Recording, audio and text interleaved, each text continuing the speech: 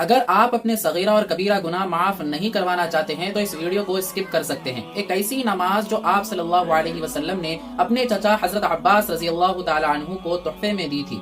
ایک ایسی نماز جس کے پڑھنے سے صغیرہ اور کبیرہ گناہ معاف ہو جاتے ہیں۔ ایسی نماز جس کو آپ کو دن میں ایک مرتبہ یا کم سے کم ہفتے میں ایک مرتبہ یا کم سے کم مہینے میں ایک مرتبہ یا کم سے کم تو سال میں ایک مرتبہ یا کم سے کم زندگی میں ایک مرتبہ اس نماز کو ضرور پڑھنا چاہیے۔ جی ہاں، میں صلاۃ التسبیح کی بات کر رہا ہوں۔ صلاۃ التسبیح نماز کی احادیث میں بہت فضیلتیں آئی ہیں۔ بہت سے لوگ صلاۃ التسبیح نماز پڑھنے کا طریقہ نہیں جانتے ہیں، تو چلیے صلاۃ التسبیح نماز پڑھنے کا طریقہ جان لیتے ہیں۔ سب سے پہلے آپ کو نیت کر لینا ہے 4 رکعات نفل کی، اس کے بعد کھڑے ہو جانا ہے اور تکبیر کہتے ہوئے یعنی کہ اللہ اکبر کہتے ہوئے دونوں ہاتھوں کو باندھ لینا ہے۔ اس کے بعد سب سے پہلے آپ کو ثنا پڑھ لینا ہے۔ ثنا کے بعد ان کلمات کو آپ کو 15 مرتبہ پڑھنا ہے۔ سبحان اللہ والحمد للہ ولا الہ الا اللہ واللہ اکبر، ان کلمات کو آپ کو 15 مرتبہ پڑھ لینا ہے۔ اس کے بعد آپ کو سورہ فاتحہ پڑھنا ہے۔ اس کے بعد کوئی بھی ضم سورہ یعنی کہ کوئی بھی قرآن کی چھوٹی موٹی سورت آپ پڑھ سکتے ہیں۔ اس کے بعد پھر سے ان کلمات کو آپ کو 10 مرتبہ پڑھ لینا ہے۔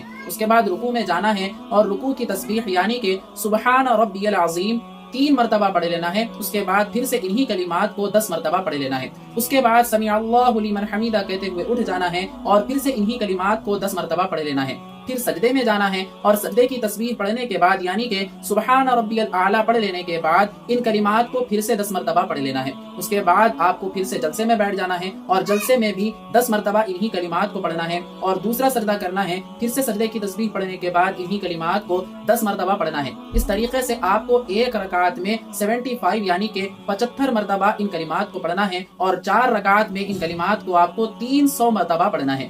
یاد رہے کہ 2 رکعت کے بعد دوسرے سجدے کے بعد آپ کو التحیات پڑھنے کے لیے بیٹھ جانا ہے۔ ہر مسلمان کو یہ نماز زندگی میں ایک مرتبہ ضرور پڑھنا چاہیے۔ رمضان کے مبارک مہینے میں اگر آپ یہ نماز پڑھتے ہیں تو آپ کو 70 گنا زیادہ ثواب ملے گا۔ اسی لیے رمضان میں اس نماز کو ضرور قائم کریں۔ اس ویڈیو کو صدقہ جاریہ کی نیت سے ہر مسلمان تک ضرور پہنچائیں۔